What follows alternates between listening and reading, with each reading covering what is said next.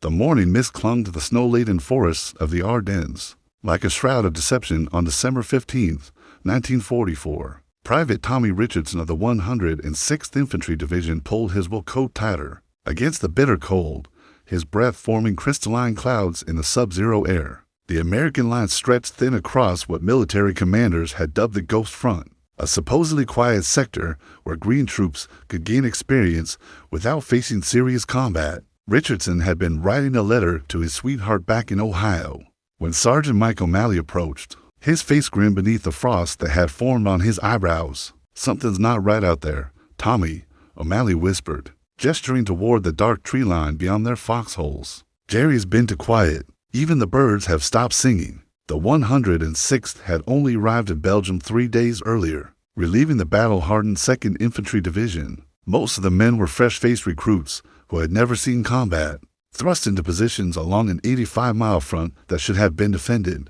by twice their number. The veterans they had relieved seemed almost eager to leave, offering cryptic warnings about staying alert and keeping their weapons clean. Captain James Morrison, commanding Baker Company, had spent the previous evening studying intelligence reports that painted an increasingly troubling picture. German radio traffic had increased dramatically in recent days, and reconnaissance flights reported unusual movement in the dense forests across the German border. Yet higher command seemed convinced that the Wehrmacht was too weakened to mount any significant offensive operations. As dawn broke on December 16th, the illusion of peace shattered like glass. The earth itself seemed to convulge as over 1,000 German artillery pieces opened fire simultaneously along the Ardennes front. The thunderous barrage lasted for 90 minutes, turning the pristine winter landscape into a hellscape of exploding shells, splintered trees, and terrified screams. Richardson dove into his foxhole as 88mm shells whistled overhead, their distinctive shriek preceding earth-shaking explosions that sent frozen soil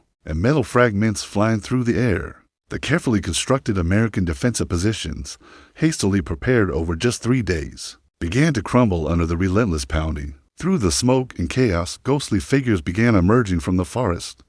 German soldiers in white winter camouflage moved like specters through the trees, their Sturmgewehr assault rifles chattering as they advanced. Behind them came the rumbling behemoths of the 5th Panzer Army, Tiger tanks and Panzerfors grinding forward through the snow, their massive guns adding to the symphony of destruction. The Battle of the Bulge had begun, though the Americans trapped in those frozen foxholes didn't yet know they were facing the largest German offensive on the Western Front since 1940. Over 200,000 Wehrmacht soldiers, supported by hundreds of tanks and assault guns, were pouring through weak points in the Allied lines, seeking to split the British and American armies and recapture the vital port of Antwerp. As Richardson clutched his M1 Garand rifle and tried to make sense of the chaos around him, he couldn't have imagined that he was witnessing the opening moves of a battle that would determine the fate of Nazi Germany and ultimately help end the Second World War. The quiet Ghost Front had awakened with a vengeance, and the Allied forces were about to face their greatest test since D-Day. Colonel Joachim Peiper's 1st SS Panzer Regiment carved through the American lines like a steel blade through silk. His Kampfgruppe, spearheading the 6th Panzer Army's advance, had achieved complete tactical surprise in the early hours of December 16th. The young SS officer, known for his aggressive tactics and ruthless efficiency, led from the front in his command tank, pushing deeper into Allied territory than any German unit had penetrated since 1940, according to reports from the United States Army Center of Military History. Kampfgruppe Peiper's rapid advance created panic among Allied commanders who had not anticipated such a concentrated German assault. The small Belgian town of Malmedy became a crossroads of tragedy as Peiper's column encountered Battery B of the 285th Field Artillery Observation Battalion. The American convoy, caught completely off guard while moving supplies, was quickly overwhelmed by German tanks and armored vehicles. What happened next would become one of the most notorious war crimes of the European theater. Staff Sergeant William Merricken watched in horror as German soldiers herded captured American prisoners into a snow-covered field outside Malmedy. The SS troops, following orders that came directly from the highest levels of the Nazi command structure, opened fire on the unarmed prisoners. 84 American soldiers were murdered in cold blood, their bodies left frozen in the Belgian snow as a grim testament to the desperation that now drove the German war machine. Meanwhile, further south along the German advance, the town of Bastogne was rapidly becoming the focal point of the entire offensive. This crucial road junction, where 7 major highways converged, represented the key to German success in the Ardennes. If Wehrmacht forces could capture Bastogne, they would control the primary supply routes for Allied forces throughout the region, and potentially split the American armies in two. Brigadier General Anthony McAuliffe of the 101st Airborne Division found himself and his men hastily deployed to defend Bastogne with minimal supplies and ammunition. The paratroopers, still recovering from their costly victory in Operation Market Garden 3 months earlier, were supposed to be resting in reserve when the German offensive began. Instead, they found themselves racing through the frozen countryside in whatever vehicles could be requisite. One, desperately trying to reach Bastogne before German armored spearheads could seize the town. The German 5th Panzer Army, commanded by General Hassel von Manteuffel, approached Bastogne from multiple directions simultaneously. Von Manteuffel, one of Germany's most capable tank commanders, understood that speed was essential to German success. Every hour that passed allowed Allied forces to reorganize their defenses and bring up reinforcements from other sectors of the front. Private First Class James Hendricks of the 500 and 1st Parachute Infantry Regiment arrived in Bastogne just as German reconnaissance units were probing the town's outer defenses. The paratroopers quickly established defensive positions using whatever materials they could find. Abandoned Belgian army fortifications, hastily dug foxholes, and strategically placed anti-tank guns borrowed from retreating artillery units. The temperature continued to plummet as night fell on December 17th, reaching -15 degrees Fahrenheit. American soldiers, many still wearing the lightweight uniforms they had been issued for what was supposed to be a quiet sector, began suffering from frostbite and exposure. Medical supplies ran dangerously low as combat casualties mounted, and the airborne medics found themselves treating both battle wounds and severe cases of trench foot in makeshift aid stations established in Bastogne cellars and churches. German forces tightened their grip around Bastogne like a noose, cutting all road access to the town by December 20th. The 101st Airborne, along with attached units from the 10th Armored Division and various artillery battalions, found themselves completely surrounded by enemy forces. Radio communications with higher headquarters became sporadic as German jamming operations intensified, leaving McAuliffe and his men essentially cut off from the outside world. As the siege of Bastogne began in earnest, the broader German offensive continued to gain momentum across the entire Ardennes front, creating a dangerous bulge in Allied lines that threatened to collapse the entire Western Front strategy that had been so carefully constructed since the Normandy landings 6 months earlier. The German ultimatum arrived at General McAuliffe's headquarters in Bastogne on the morning of December 22nd, carried by two Wehrmacht officers under a flag of truce. The formal surrender demand, typed on official German army letterhead, gave the surrounded American forces 1 hour to surrender unconditionally or face total annihilation by superior German forces. Major Alvin Jones, McAuliffe's operations officer, watched as the general read the ultimatum with growing amusement rather than concern. The airborne commander, a veteran of multiple combat jumps and one of the most respected officers in the American Army, crumpled the German demand into a ball and tossed it into the waste paper basket beside his improvised desk in the basement of the Heinz barracks. "Tell them my answer is nuts," McAuliffe declared, his voice carrying the confident tone that had made him a legend among paratroopers.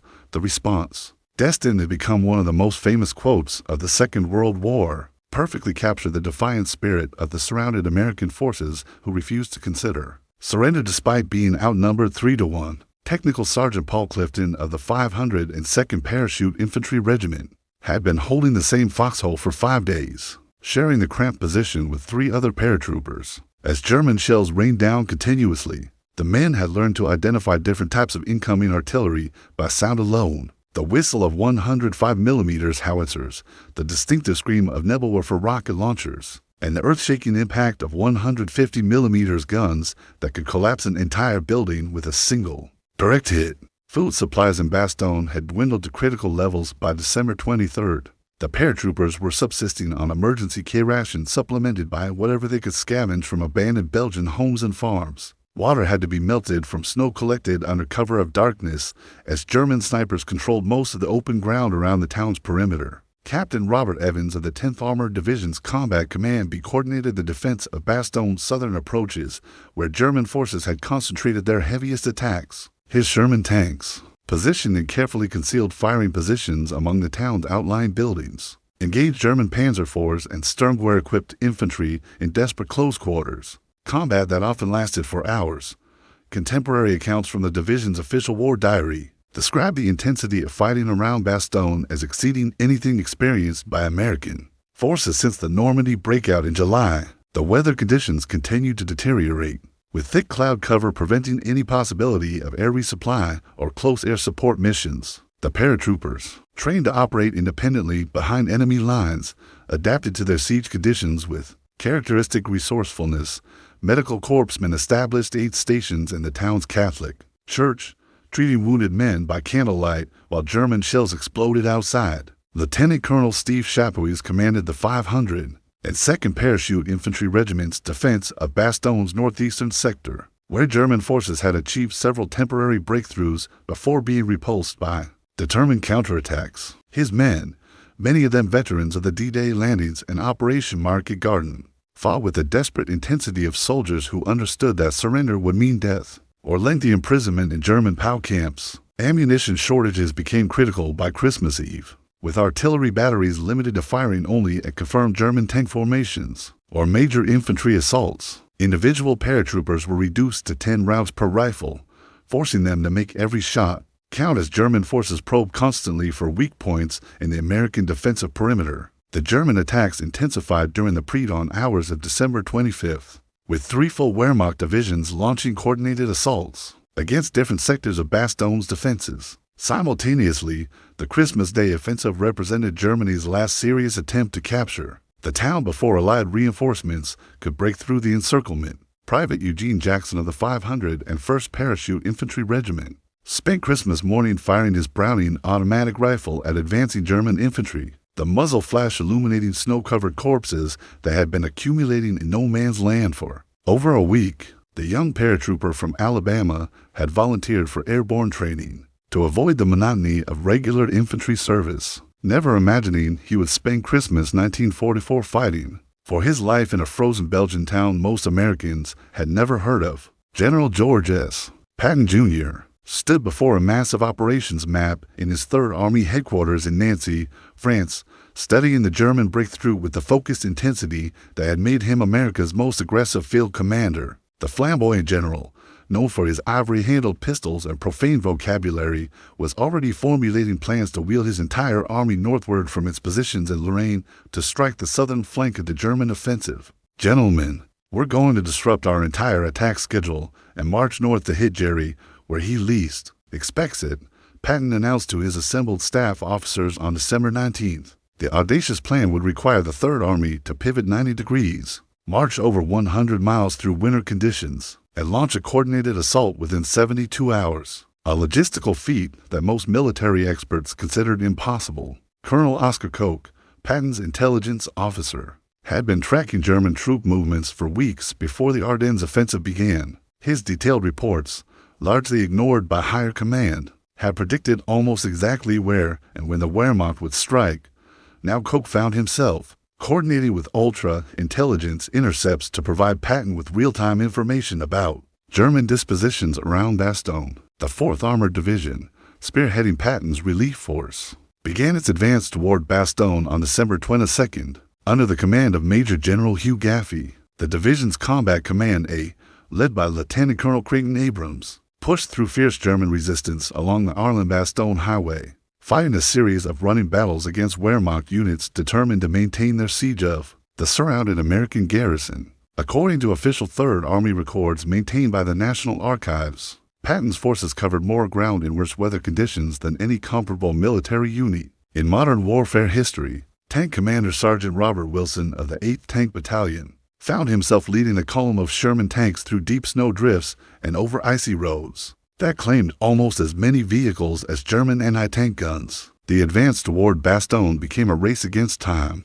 with mechanical breakdowns and fuel shortages competing with enemy resistance to slow the relief force's progress. Captain William Dwight's Company A of the 51st Armored Infantry Battalion spearheaded the final assault toward Bastogne's perimeter on December 26th. His men, riding in half-tracks behind Abrams' tanks, engaged German positions with a combination of aggressive tactics and overwhelming firepower. That gradually forced Wehrmacht defenders to give ground. The weather finally began to clear on December 23rd, allowing the light air power to enter the battle for the first time since the German offensive began. P-47 Thunderbolt fighter bombers of the 9th Air Force launched devastating attacks against German supply columns, fuel depots, and troop concentrations, while C-47 transport aircraft attempted dangerous supply drops to the surrounding garrison at Bastogne. Staff Sergeant Michael O'Brien of the 318th Glider Infantry Regiment coordinated ground signals for the first successful airdrop into Bastogne on December 23rd. The desperately needed medical supplies, ammunition, and food containers drifted down through Germa and anti-aircraft fire, with many bundles landing in enemy-controlled territory where they had to be recovered by daring nighttime patrols. German resistance stiffened as Patton's relief force approached Bastogne's southern perimeter. The 2nd Panzer Division, one of Wehrmacht's most experienced armored units, had established strong defensive positions along the likely routes of American advance. Tank battles raged across snow-covered fields as German panzer forces engaged American Shermans at ranges, sometimes measured in dozens of yards rather than hundreds. Lieutenant James Murphy of the 10th Armored Division's Combat Command coordinated the link-up between Patton's relief force and Bastogne's defenders. From his position in the town's southern outskirts, radio communications between the two forces had been sporadic for days, making coordination of the breakthrough attempt extremely difficult as German jamming operations continued to disrupt Allied frequencies. The breakthrough finally came at 4:30 in the afternoon on December 26th, when Lieutenant Charles Boggess of the 3rd to 7th Tank Battalion made contact with forward elements of the 101st Airborne Division along the Assenois Road. The siege of Bastogne was officially broken, though fierce fighting would continue for several more days as German forces launched desperate counterattacks to re-establish their encirclement. First Lieutenant Robert Taylor of the 502nd Parachute Infantry Regiment emerged from his foxhole to greet Boggess and his tank crew, both groups of soldiers grinning despite their exhaustion and the knowledge that the battle for the Ardennes was far from over. The successful relief of Bastogne marked a crucial turning point in the German offensive, but Hitler's forces still occupied a dangerous salient deep inside Allied territory. Field Marshal Bernard Montgomery surveyed the frozen battlefield from his command post near Liege, Belgium, on December 28, 1944. The British commander, temporarily placed in charge of all Allied forces north of the German breakthrough, was methodically organizing a counteroffensive designed to eliminate the dangerous bolts that Wehrmacht forces had driven into Allied lines over the previous 12 days. Major General Matthew Ridgway's 18th Airborne Corps had been rushed to the northern shoulder of the German advance, where the 82nd Airborne Division under Brigadier General James Gavin was fighting to contain German spearheads that had penetrated within 5 miles of the Meuse River. The paratroopers, veterans of Sicily, Italy, Normandy, and Holland, found themselves once again serving as elite infantry in desperate defensive actions. Colonel Reuben Tucker's 504th Parachute Infantry Regiment held positions around the town of Chenu, where German forces of the 1st SS Panzer Division continued their relentless advance toward the Meuse crossings.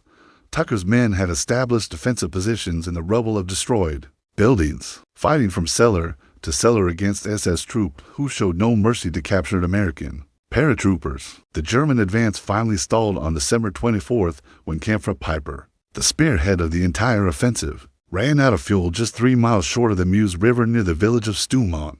Piper's tanks, which had advanced further than any other German unit during the offensive, were forced to abandon their positions and attempt to escape on foot when American forces surrounded their positions. Military historians from the Army War College have noted that the German failure to capture Allied fuel depots intact proved to be one of the decisive factors in the eventual collapse of the Ardennes offensive. Captain Bruce Clark's Combat Command B of the 7th Armored Division conducted a fighting withdrawal through the town of Saint-Vith, conducting a masterful delaying action that bought precious time for Allied forces to organize their defenses along more favorable terrain.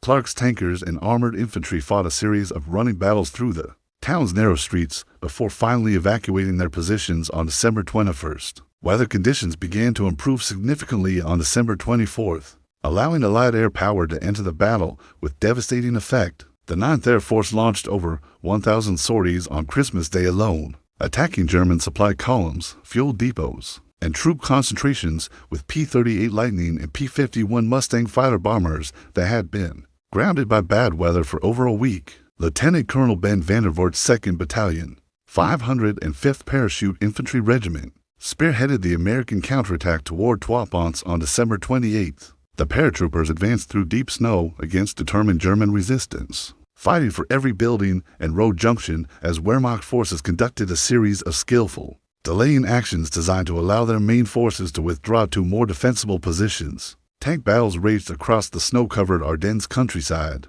as American armored divisions pressed their advance against retreating German forces. The 2nd Armored Division, nicknamed Hell on Wheels, engaged elements of the 2nd Panzer Division in a running battle that lasted for 3 days and covered over 20 miles of Belgian territory. Sergeant First Class Donald Burgett of the 506th Parachute Infantry Regiment participated in the assault on Foy, Belgium, on January 13, 1945. The attack, launched in sub-zero temperatures against well-entrenched German positions, required the paratroopers to advance across open ground swept by machine gun fire and artillery bombardments that turned the snow red with blood. German resistance began to crumble as Allied forces applied pressure along the entire length of the Bulge. The Wehrmacht's fuel shortage, combined with constant air attacks and the arrival of fresh American divisions from England and the Mediterranean theater, made continuation of the offensive impossible. Hitler's last gamble was turning into a costly disaster that would accelerate Germany's final defeat. Captain Louis Nixon of the 506th Parachute Infantry Regiment's Intelligence Section coordinated the capture of German prisoners who provided valuable information about Wehrmacht order. A battle in morale.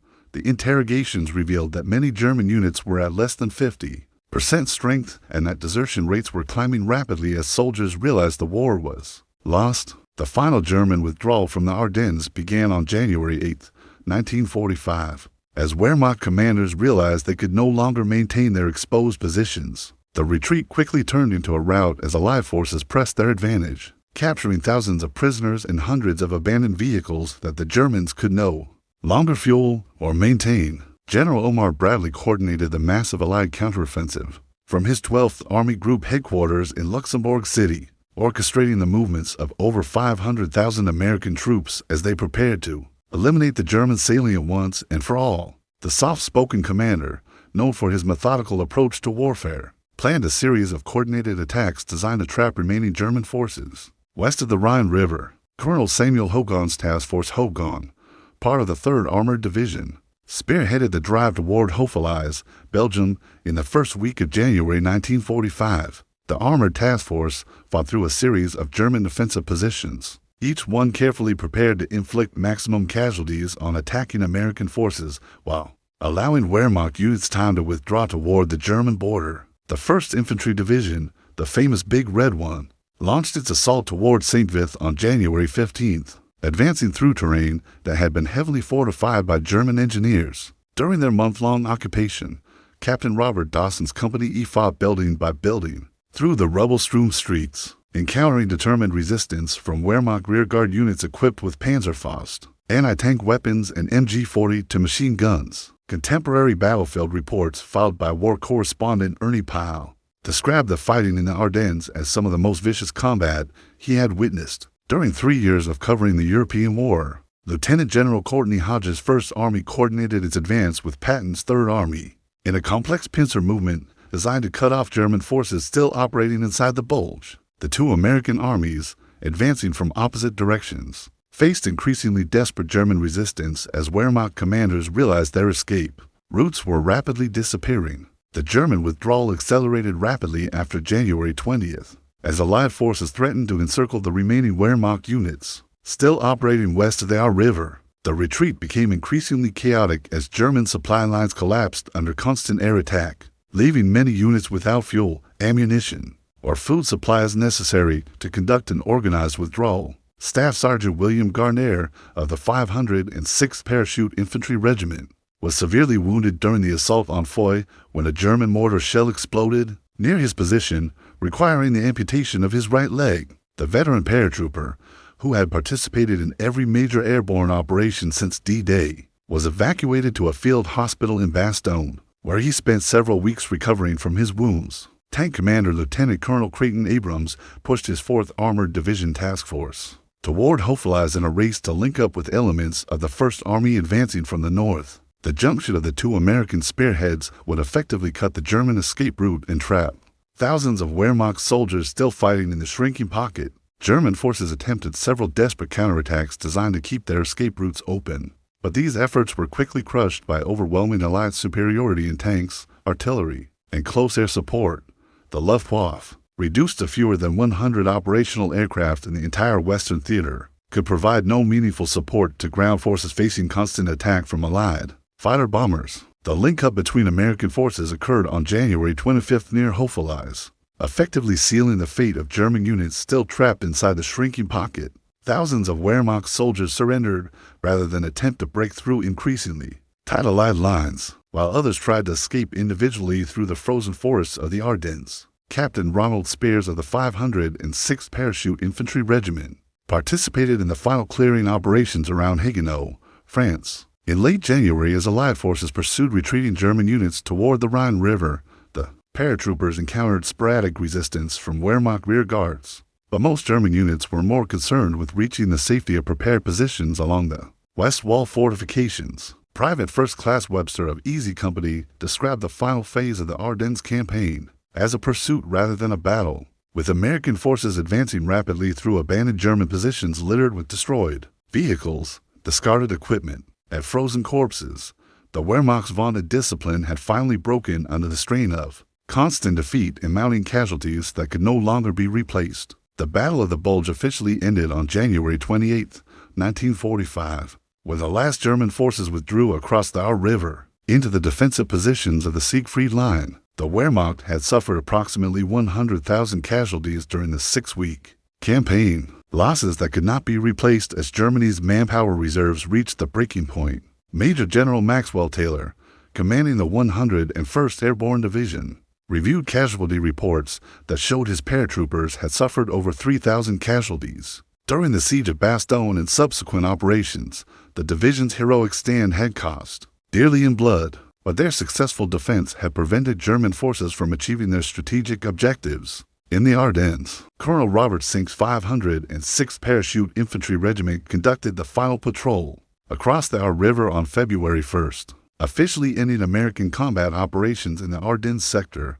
The paratroopers crossed the ice-covered river in sub-zero temperatures, encountering only scattered German outposts that quickly surrendered rather than fight a hopeless battle against overwhelming odds. Post-war analysis conducted by the United States Army's official historians concluded that the Battle of the Bulge marked the beginning of Germany's final collapse on the Western Front. General Eisenhower visited the battlefield in early February, touring the destroyed towns of Bastogne, Saint-Vith, and Malmedy, where American forces had written some of the most heroic chapters in their military history. The Supreme Allied commander was deeply moved by the sacrifices made by ordinary soldiers who had stood firm against Hitler's last desperate gamble to change the course of the war. The human cost of the battle was staggering for all sides involved. American forces suffered approximately 19,000 killed, 47,000 wounded, and 23,000 missing or captured during the 6 weeks of fighting. German casualties were even higher,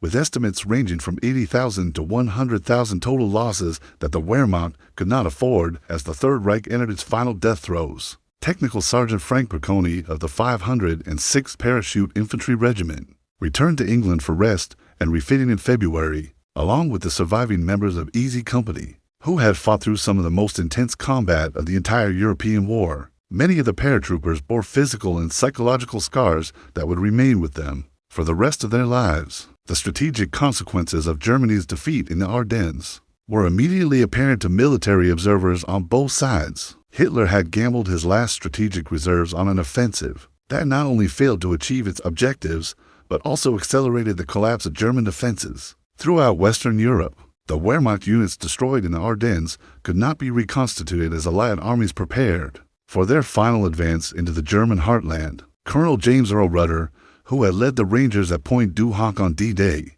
commanded the 2nd Ranger Battalion during the final phase of the Ardennes campaign. His men conducted reconnaissance missions deep into German-held territory, gathering intelligence about Wehrmacht offensive preparations along the Rhine River as Allied forces prepared for their next major offensive. The technological lessons learned during the battle would influence American military doctrine. For decades to come, the importance of close air support, effective winter clothing and equipment, and flexible command structures had been demonstrated at tremendous cost in American blood. Future military operations would benefit from hard-won experience gained in the frozen forests of Belgium and Luxembourg. Private Eugene Jackson, the young paratrooper from Alabama who had spent Christmas Day 1944 fighting for his life in Bastogne, was awarded the Silver Star for gallantry in action. Like thousands of his comrades, Jackson had discovered reserves of courage and determination he never knew he possessed, proving that ordinary Americans could accomplish extraordinary things when their country's freedom was at stake. The Battle of the Bulge entered American military folklore as the largest battle ever fought by the United States Army, involving over 600,000 American troops in combat operations that lasted for 6 weeks. In some of the worst weather conditions imaginable, the victory demonstrated that American forces had matured from the inexperienced troops who had struggled in North Africa into a formidable military machine, capable of defeating Germany's best remaining units. As spring arrived in the Ardennes, local Belgian farmers began the grim task of clearing their fields of the debris of war, abandoned tanks, unexploded artillery shells, and the graves of soldiers from both sides who had died far from home in a struggle that would determine the fate of democracy in Europe. The Battle of the Bulge was over, but its legacy would endure as long as free people remembered the price of liberty.